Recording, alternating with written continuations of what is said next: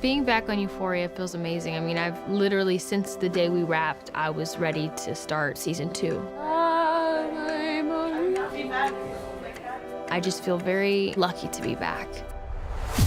It is a Christmas gift to 2020. You've been wrestling with these things out in the world. Well, we're gonna give you some tools to work it out, and we're gonna wrap it all in a bow, but it's gonna be messy when you unravel it.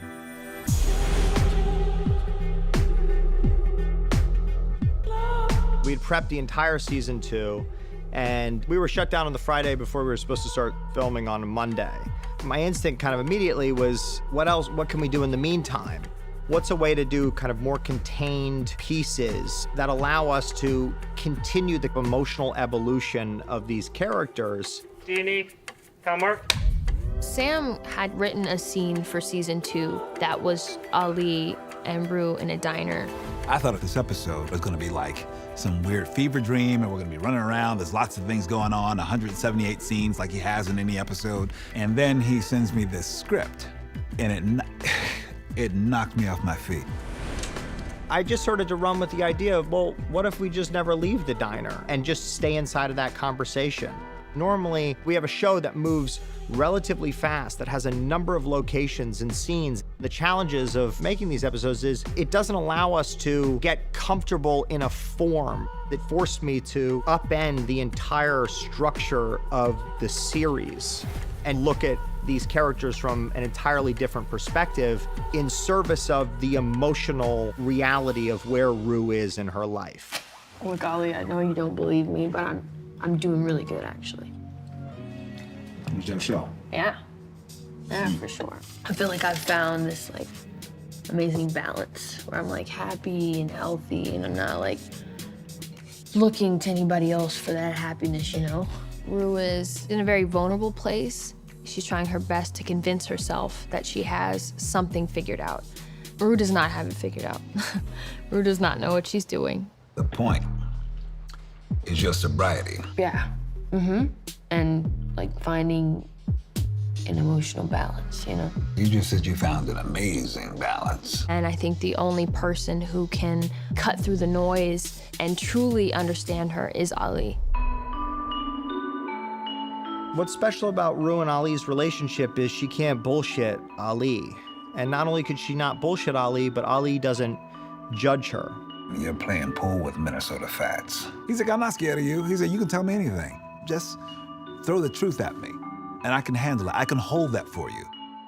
She's able to slowly kind of open up and take these layers off, because really, what is the point of that when someone can see right through to who you are? Throughout the episode, you know, she comes to understand Ali quite a bit more.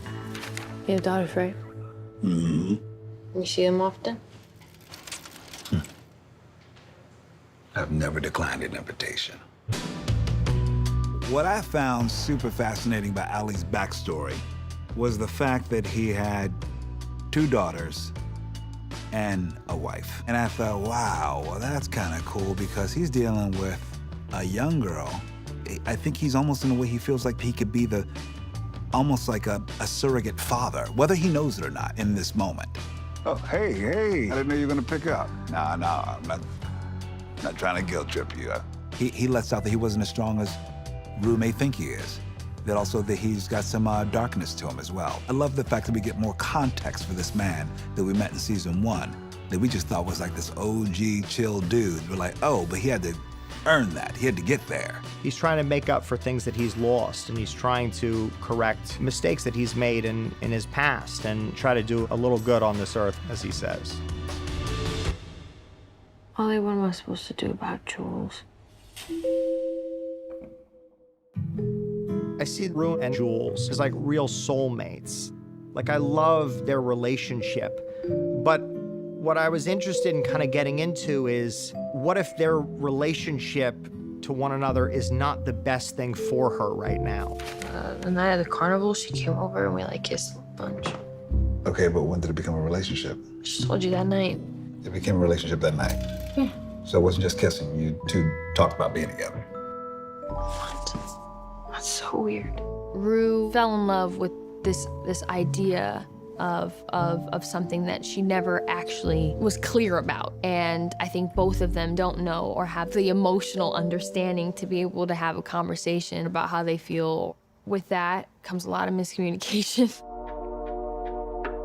Jules feels the pressure of Ruth's sobriety resting on her. I think Jules is really worried that if she makes the wrong move with Rue, it could go straight back to relapsing. And that's like countered with the two of them being very in love. She's constantly trying to find things outside of herself to ground her, to make her feel okay, and that she's connected to people. And I think she uses Jules for that. But therein lies the trap. It'll always go south because, you can't place that burden on another individual. We talked about getting matching tattoos on the inside of our lips. Did you? No. And at the same time, we're starting to see a little bit of Rue's unreliability as a narrator. This episode is starting to kind of sow the seeds that Rue's perspective is very much Rue's perspective, and she's not always accurate in her retelling of things. And she is limited in her ability to understand the other emotional worlds of other characters. And it leaves open the other side of this story, which is Jules's side.